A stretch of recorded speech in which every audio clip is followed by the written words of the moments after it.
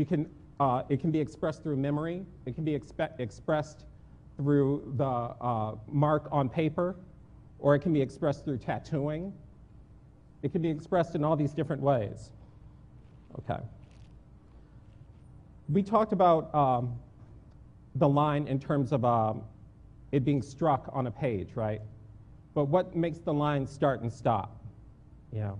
In the performance we saw, the line started and stopped based on the motion of the performer.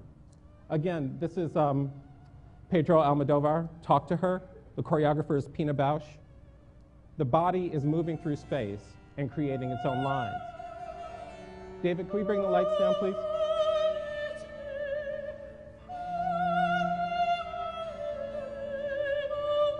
Watch what she does with her feet. So essentially, she's making an acute angle with her feet in relationship to the wall.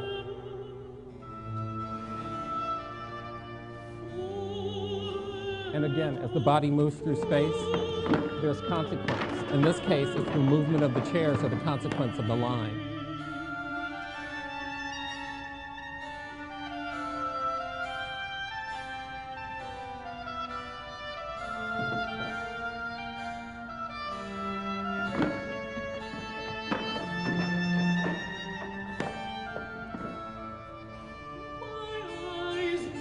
See the relationship between the two women here? The line is implied in between the two of them. But they're the same thing, moving in different parts. Now watch this guy over here. The angel's on the left, the Madonna's on the right. So the look makes you look at him and then you look across the page. Yeah. So those are examples of real lines in space and implied lines. What happens when the line is, this is Jackson Pollock, right? Lavender Mist. Where's the line? It's everywhere, right? So where's the space? Where do you stand to look at this, right? Yeah. You take another artist, Bryce Marden. See how the line touches the edge? The Pollock is about an exploding line, an exploding space, right? The Marden is about a contained space. The way the line respects the edges of the rectangle, the way it stays within, and it seems contained. Okay. This is Julie Moretu, right? A very interesting artist. She grew up in Ethiopia, lived in England, now she lives in New York. But you see the way the line has different speeds? Like this might be a dotted line, right? This might be slower than this line, which feels pretty fast. That line up there that makes an arc, it seems to embrace or contain. All these lines move at different speeds, and they have different effects. And in having different effects, they create different ideas of space, different ideas of energy, different ideas of explosion. That's a detail. Okay. See these small lines here, large lines, goofy lines, geometric lines, all these things put together to create a particular illusion of space. And what happens when the line is freed from the support? This is Matthew Ritchie. He's taken the line out of the painting and put it into the gallery. This is laser cut out of plastic and suspended in the gallery, on the walls. It goes through the paintings. I have a shot of it going through the painting.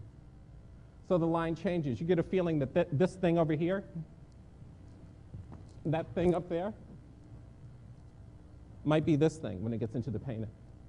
So the line changes in relationship to the support. There are different characteristics of line. Talk about the weight and density of the line and how those things can communicate specific ideas. On my right, this is Aang, right? Look at the face and the hands. Those are the most important parts of the feature, most important parts of the person. And how the line is very definite in drawing the features of the face, very definite here, and then very general everywhere else. This is Egon Schiele. Very direct approach to no sort of tenderness in the line, right? It really feels like it's drawn with the head of a nail, right? Egon Schiele's teacher was Gustav Klimt. Klimt said to him, "God shat you into my classroom." Okay. So we look at Schiele now, we don't look that much at Klimt. So shows you when the student becomes the teacher. This is Katha Kollwitz. This is a pen and ink drawing. See the closeness, the proximity of the lines? This is a woodcut. So a different tool has a different quality of line. Even though they're both used for an expressive purpose, they both look like her. They're both self-portraits. But one has a much more aggressive feeling to it, no? Yeah. And this one has a certain amount of tenderness, even though it has that sort of crazy scribble going on. This is Agnes Martin. I don't know if you can see it from there. You see the little grid in here? Can you see that? No? Okay. This painting is 5 feet square. Actually, if you go to Wellesley right now, the Davis Museum, you can see it. It's hanging up there. And it's got all these little rectangles on it. Agnes Martin is using a straight edge, a ruler that's 6 inches. Draws a line, moves, draws a line, moves, draws a line. That's her process. So she's not drawing this line all at once. She's drawing it in 6-inch increments. So it has a lot to do with the line as a placement for where the body is. It's as if the painting is saying, all right, now I'm here, now I'm here, now I'm here, moving across the surface of the picture. Okay. Now this is Max Beckmann. Okay. You know how they always tell you in school, like, don't put black outlines around everything? Max seems to do quite all right with the black outline. Yeah. But look at the variance in the line, how it's very thin here and becomes very thick here, how it's up against color here. You know, the way the line compresses and expresses at the same time. There's a detail of this guy's back. You know, the distortion of the figure, the way the line is almost absent here, right? It's gone. But it comes up in other places. It's about the judicious use of the line. This is Bill Adams, okay? This is drawn with a ballpoint pen, right? So you can make art with a ballpoint pen. That's his cat, actually. Bill makes all these drawings and paintings of these animals that are turning into humans or humans that are turning into animals. They're really, really amazing. And this is like a loaf of bread that has developed a personality. Yeah. Very interesting artist, very creepy. And you see all these oil derricks behind him. Like, what's that about, Bill? Who knows? Who really knows, you know? Okay. This is Richard Diebenkorn, one line. One line to describe the figure. You know, in your drawing class when you have to do those blind contour drawings? That's essentially what this is. But he's really good at it. You know what I mean? Like, this is what happened. Oh, no, oh, you're all thinking it. You're thinking, my contour drawings don't look like that, you know? But he's really good at it. He's like old. He's like 40. He's old, you know? He's dead now, but. So, one line to make the figure. Here's another one. It's a contour drawing, right? And then once the contour drawing is complete, he goes in and looks at the value relationships to make things push. I like the way he didn't draw her watch. Where he sort of took her, like a bite out of her wrist or something. This is Philip Guston. I like to show this drawing to incoming first-year students to show them what not to do. Yeah. The big bottle, the big head. Yeah. It's about having a hangover, right? Do you guys not know what a hangover it is? Is that what it is? I don't believe you at all. I don't believe you at all. Okay. Directionality, movement, and gesture. Gesture can be thought of as the purest expression of a drawn form, right? Everything has a gesture, whether it be sedentary or action-oriented. And if you can express the gesture of a form, you're much easier at getting the elements of it. The gesture is the truest expression of the form, okay? So when we look at Kara, right?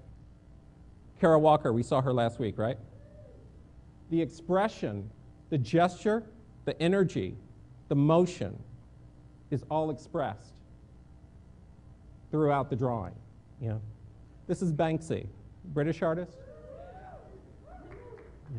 Have you guys looked at Banksy's website lately? With the picture from the auction? Have you seen that? It says, I can't believe people pay all this money for this crap. Yeah. So this is Banksy. You can see the energy that's in the body. And because Banksy really reduces things to their most basic form, you can see that this is the arm, the action from the top of the hand to the bottom of the foot is almost all one line. You can draw an arrow right through the body. And because he has the gesture correct, he has the expression of the body correct. The gesture can also be the line of sight. This is Frank Auerbach. Auerbach is recording the way he sees. He's sitting in front of the model and repeatedly drawing the model over and over and over again and reducing her to her purest expression.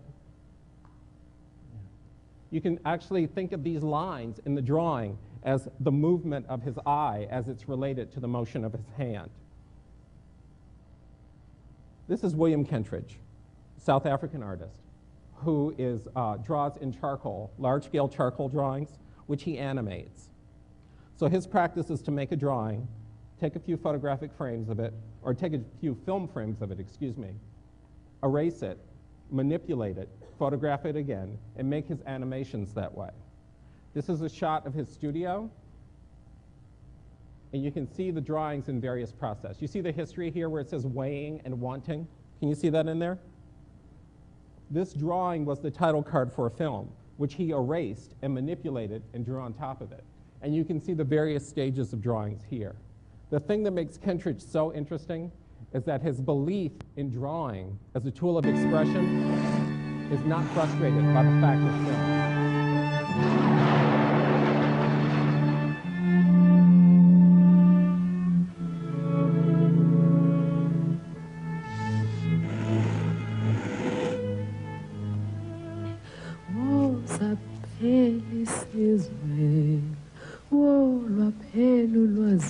Many, many drawings, erased and redrawn.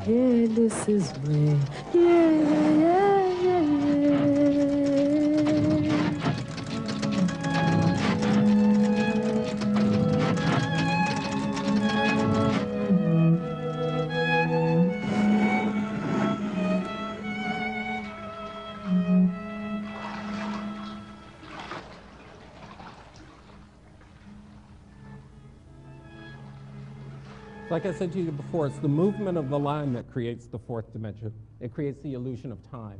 And I think that Kentridge is a very interesting artist because he's really pushing at the limits of what drawing can do and what animation can do.